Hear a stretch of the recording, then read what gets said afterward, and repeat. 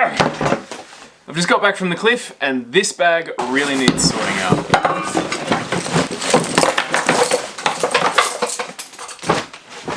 So let's work out what actually needs to be in here. Got a spare pair of pants, spare thermal, spare singlet, 1, 2 beanies, empty packet of chips and an old protein bar. Somewhere in here is a receipt for the hardware store from when we were renovating our house. Why? So let's pack our bag. Bag of choice. This one, North Face Cinder 55. It's got that flat bottom, so it just stands up when you stand it up properly. Stands up by itself and fits everything for a decent sport climbing or trad climbing day. Hard wearing fabric, like just bottle opener on the hook there if you need to open your kombucha or something at the cliff. Let's get into it. First thing in the bottom of the bag, my rope. It's 9.4 meter black diamond thing, 70 meters or something. My theory with the rope length is if you go basically buy it as long as possible. Here in the Blue Mountains, most routes are like 20 meters basically. So by the time you get to the ground, if you've got a 50 meter rope, there's not a huge amount left in play. So if you go 70 meters, then you can get some longer routes and lower off. But also by the time you chop off those meters and meters and meters, when it wears out, you've still got some room to go. The rope bag's the Super Shoot. It's simple, great, easy, works really well. Down the bottom. Very nice. Now with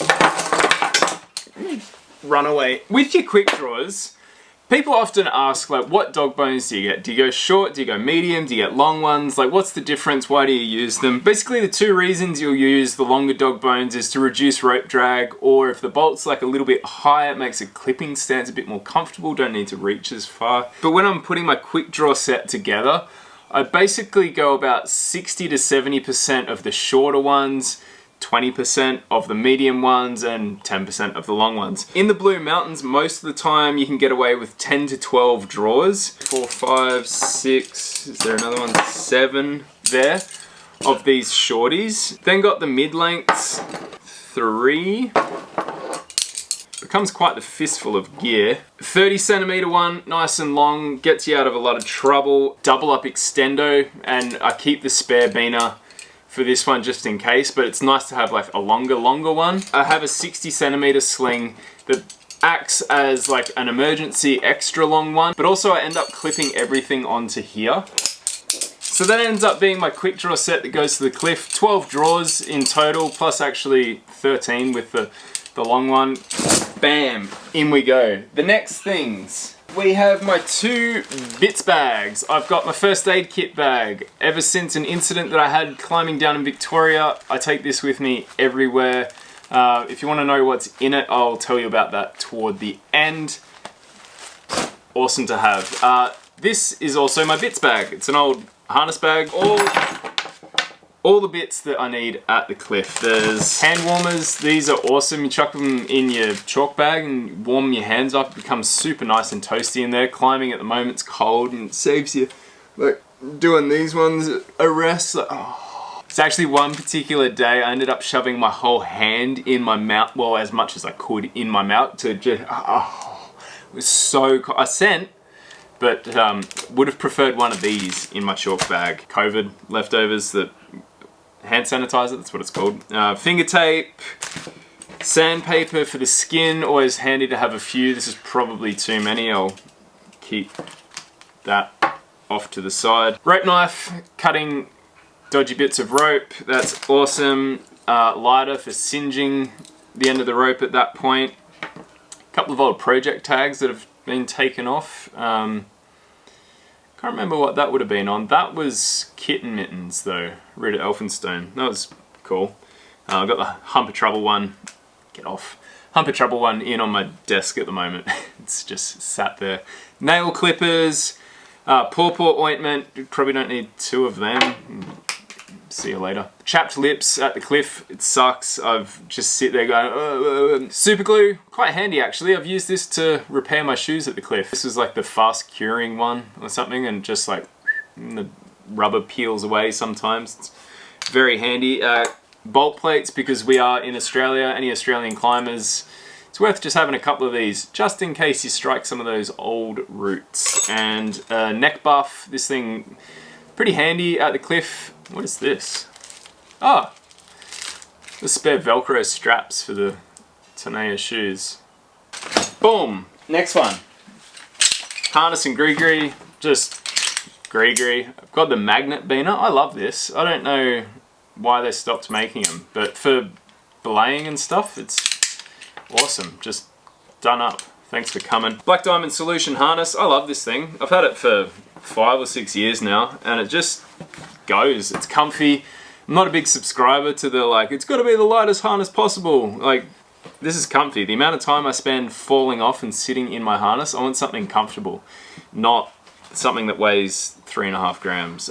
Love it. Bam, that goes in. Little warm-up board. This is the new one that I got from Awesome Woodies. My old one's down at another cliff, stashed away. You don't need these to be the full width, I don't think. It is nice for sure, but most of the time, I end up just hanging one hand, both feet on the ground, and just like do one arm pull-throughs or something like that. This has been awesome to have in my bag as well. It's one of those elastic stretchy bands, so if you wrap that over and clip her in, then that goes around like the bolt or whatever it is, and then you can kind of pull on that, and it's just works really nice. I love this because it just gets me recruited, and it's like an insurance policy against getting on without having that fully recruited fingers. It's just like such a dumb way to injure yourself, getting on not warmed up. What else have we got? Oh yeah, here we go, chalk bags.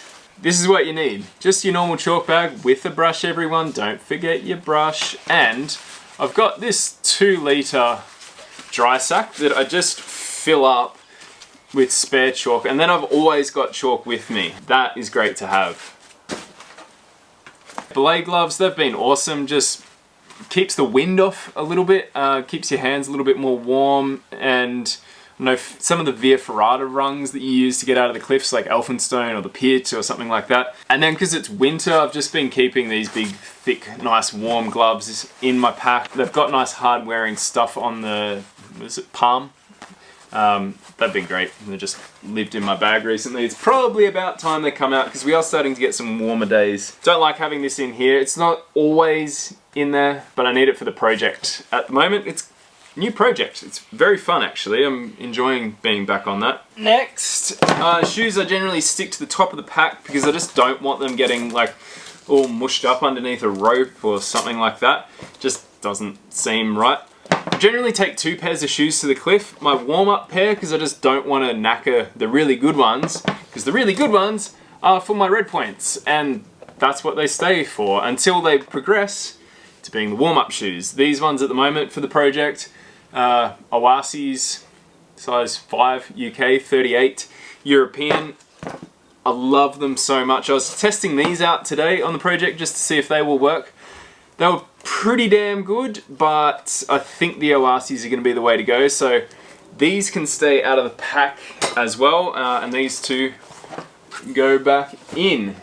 Emergency raincoat. This sits in a little pocket at the back here with the date wipe wrapped up in a plastic bag, because anyone that's dealt with a big soggy wet mess of toilet paper knows that that kind of sucks in a sneaky little compartment at the back here.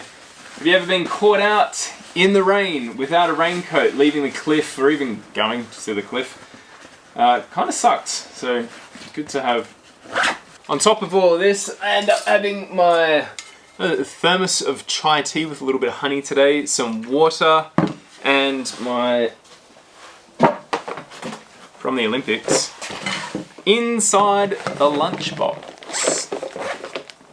Muesli, spoon. It's all eaten, by the way. Yogurt and a banana. There's banana scrap in there that'll go in the compost bin. What was in here? Oh, there's my tin of tuna and my Vita-Weat crackers. That's a lovely little high protein hit, and that was half a jam sandwich. Very nice. That's pretty much my go-to. A little ice brick in there as well to keep the yogurt yummy. I keep the muesli separate because I don't like it all going soggy, but I guess I do end up pouring the muesli into the yogurt and then just kind of snack on it throughout the day, and it's just a nice, like, feels like if you sit down to a sandwich sometimes, as much as I love a sandwich, it can just feel like you've got to eat most of it then. I don't feel like I can just sit there and like have 3 bites of a sandwich and leave it, whereas a couple of mouthfuls of yogurt and muesli, awesome. That'll go in the dishwasher, and these can stay out as well. Hey, yep. Warmth on top, nice down jacket in there. And this is actually looking a heck of, I think that's everything. Perfect. There's like way less in there. Zips over the top. Buckle up. Now if there's one thing that needs to be in your bag that is also in my bag, it is that first aid kit. And if you want to know what is in my first aid kit, you can check out this video right here. Otherwise, if you want a bit of board climbing froth, because this thing is so close, this video right here. Thank you so much for watching. See you next time. That's going to be lighter. Thank you. Yeah.